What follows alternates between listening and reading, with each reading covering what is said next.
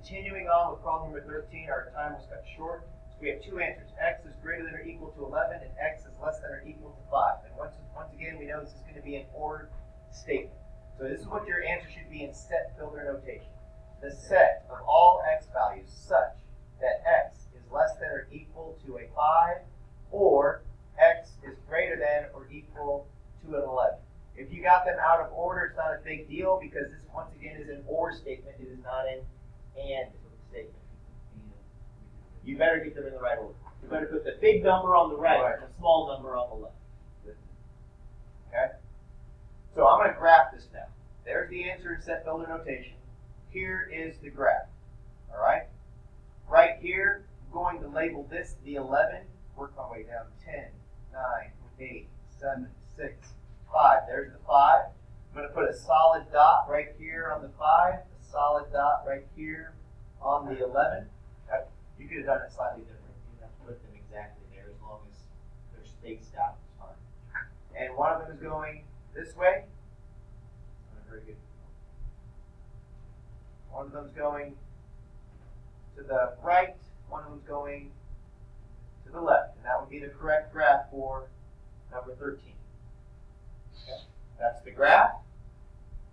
That's the, there's the answer right there in set builder notation. And we're done with 13. Let's zoom in on number 14. Number 14 is slightly more difficult, but it's not that bad. It really is. Automatically, we know if it's a less than or equal to sign, we know our final answer is going to be an AND, not an OR. We're going to split this into two inequalities. One's going to be the positive version, one's going to be the negative version. Okay, so the positive is easy. It's just 2z minus 2 is less than or equal to 3. Notice, isn't really anything changed at all.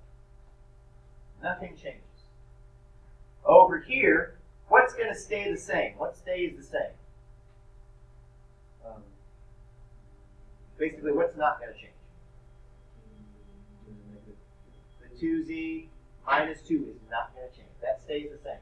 So always remember, the thing that stays the same, everybody, every single time is whatever is expressions inside of the absolute value, that stays the same here and right here. That stays the same. However, what changes? What does that do? Because this expression is what we're evaluating. What we evaluate stays the same. What it could be less than or equal to could be one of two answers.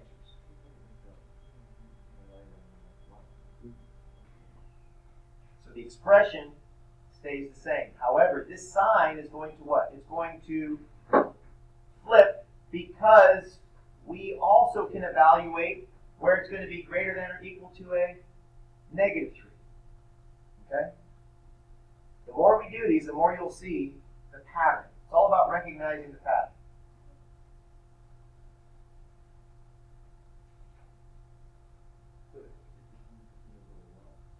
That stays the same every single time.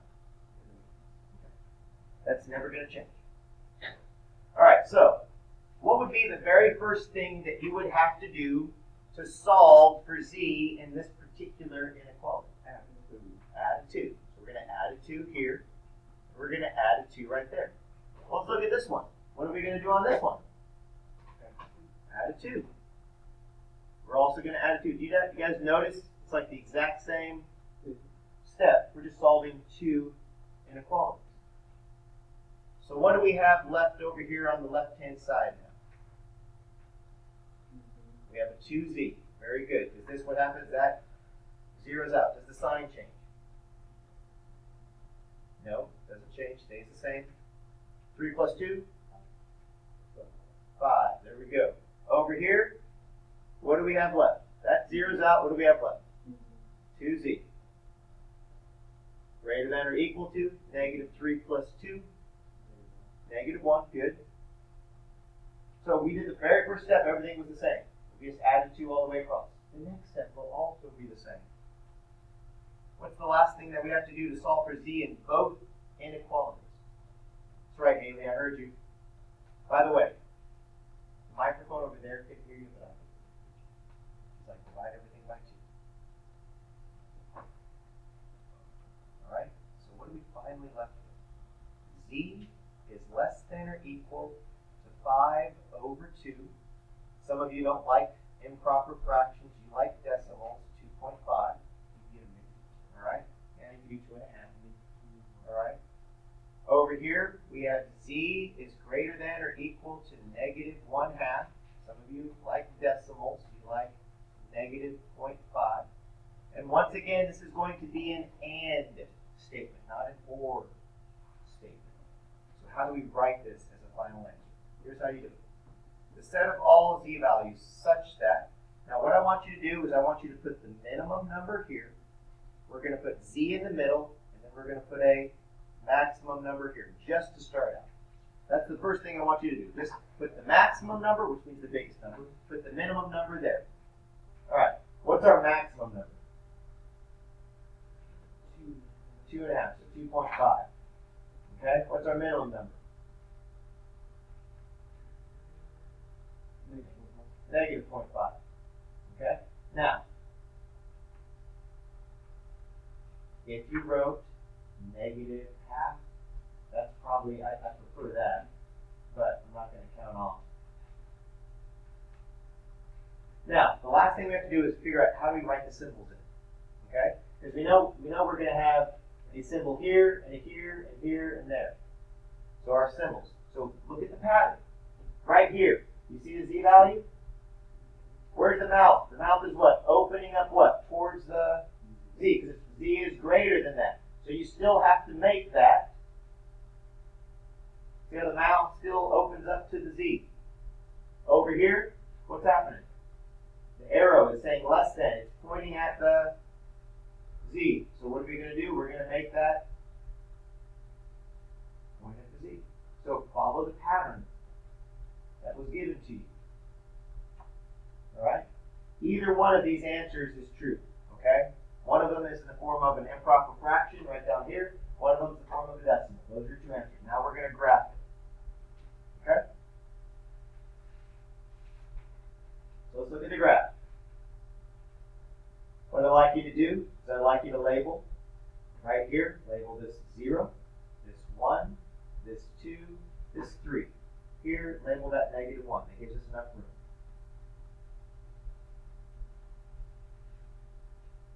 At 2.5, put a solid dot.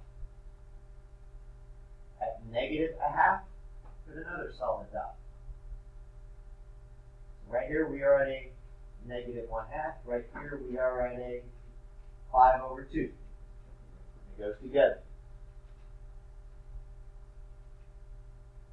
Everywhere in between. I'll write down our final answer that we got, and I'll put it in improper fraction.